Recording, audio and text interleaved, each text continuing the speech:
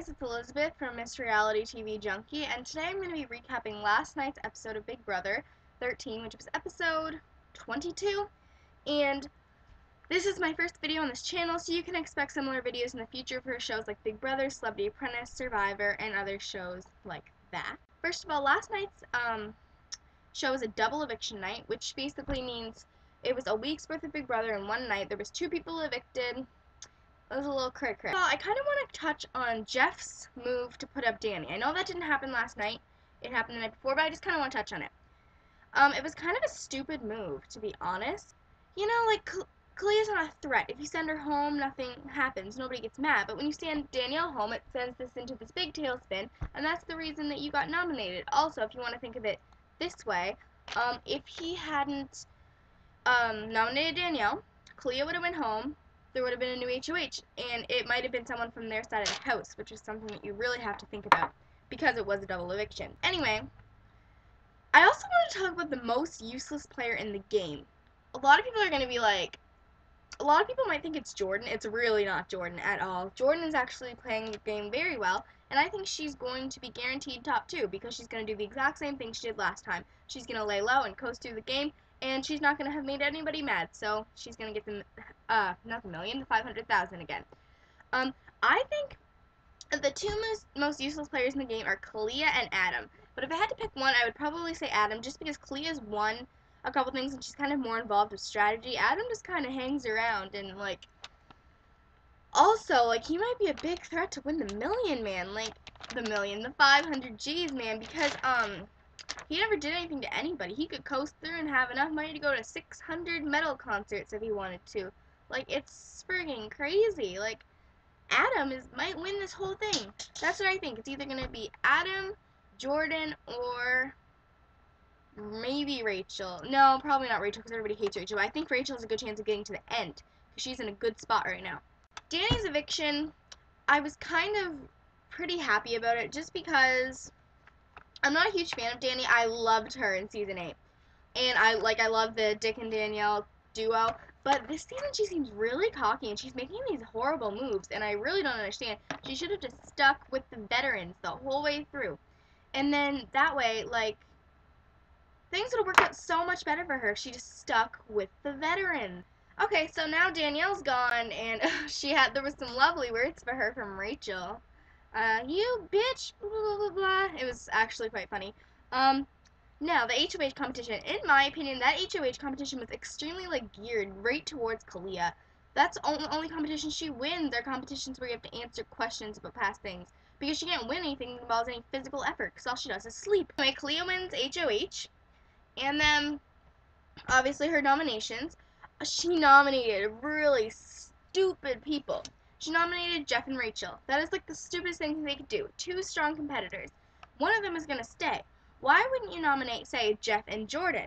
Jeff would go home, and Jordan's not a big enough a competitor to really go after you. Like, you know, you're doing something totally useless. You knew Jeff was going to go home, so why would you nominate Rachel and make people mad? Well, not make people mad, but make her mad. She might come after you because she has a good chance of winning competitions. Rachel's my favorite, by the way, because I think that she's lying much lower than last season, and I think she's going to do well. And basically, all that Kalia did was continue what Danny wanted. Like, it's like Danny wrote up like a playbook or something of what Kalia and Portia had to do, and they're just following it out. And it's not good for their game. Why are you taking advice from someone who's gone? They can't do anything anymore. Seriously, get your game straight, girls. Oh, by the way, I really liked what the Zingbot said about Danielle. Danielle, do you own a car, or do you always ride your daddy's coattails? Zing! I liked that, because that's totally true. Basically, now they play the veto, and it was just one of those things. It was similar to last season. You had to run and get 2 things out of this big thing of balls and bring it back, and Portia won. Portia's first competition was, of course, something nobody wanted her to win. But anyway, she won that, and then, at the veto ceremony, this bugged me. She was just like, well, I'm not going to use the veto because it's not what Danielle would have wanted. Who gives a shit about Danielle? She's not here anymore. Seriously, do what's good for you, not what's good for someone who's sitting and chilling with Brendan and Jury. Okay, I really wanted to touch a lot on this. It's the extended eviction interview with Jeff, which was something that they said they could watch on CBS, but some of you guys may not have gotten the chance to. I'm also going to link it. It's on YouTube, so I'll link it below.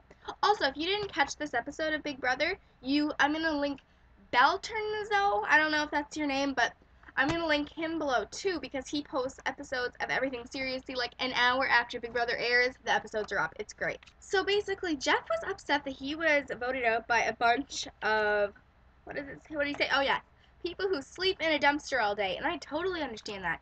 He got beat out by people who just woke up after a 50-day sleep eviction. Oh my god, I was so surprised when Jeff got evicted. I was sure Rachel was walking out the door, because in Kalia's goodbye message to Danielle, she said, I'm going to evict Rachel and send Jeff right behind her. So I assumed that she wanted Rachel gone, but instead Jeff went. And it wasn't even that the whole house banded against her and voted off Jeff. No, it was a tie, so she had to decide, which was crazy. It didn't look like she was looking at Rachel. It looked like she was like, right. I bet she did something real bitchy like that. She probably like staring right at Rachel and going, I'm sorry, you're just too strong a competitor. Jeff, you have been evicted from the Big Brother house. That would be so bitchy. I felt so bad when Jordan was crying. I was just like, oh, because Jordan's like such a sweet person. You don't want to see her cry. But honestly, she's been in the Big Brother house with Jeff before and she won. So honestly, she can handle it. I have a bunch of actual quotes from the interview written down, so that's why I'm glancing down. Oh yes, the Shelly and Jeff blow up. They actually didn't show that, but what Jeff said about that was, Shelly's a good person. And then Julie said, is she really? And Jeff said, I don't even know. Everyone in there is going banana pancakes. And he was also very upset. Oh, my hair. Okay. He's also very upset that people didn't realize that everyone wanted Danny gone and not just him. He feels like he took the fall for everybody who was constantly asking him, can you put up Danielle? Can you put up Danielle?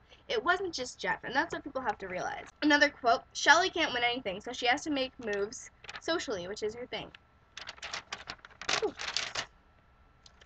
And Jeff also wasn't expecting his eviction. He says, I wasn't expecting this at all. I thought I was safe.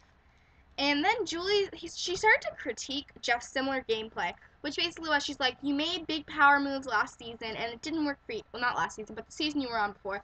And it didn't work for you, so why are you doing it again? And he's just like, I'm a football player, blah, blah, blah, blah, blah. I make big moves for the team, which I think is bullshit. If you know that your strategy didn't work last time, do not go with the same strategy. It's pretty simple. And he also says, if you think I'm going to go in there for a third time, you're out of your mind. And he also said no to an all-star season. So you never know. He could change his mind.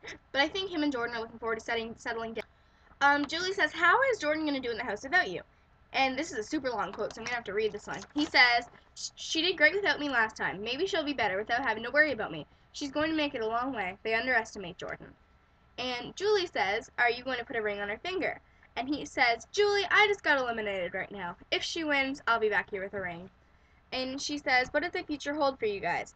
And he said, we said we were going to talk about it this summer, and then this came up. By the way, I'm super happy to be back here. I'm just bitter right now. So that was really it for his interview. I hope you guys enjoyed this overview of this Big Brother episode. I'm going to be doing these pretty much for every episode up until the finale. So definitely comment, rate, and subscribe, and I'll see you guys later. Bye.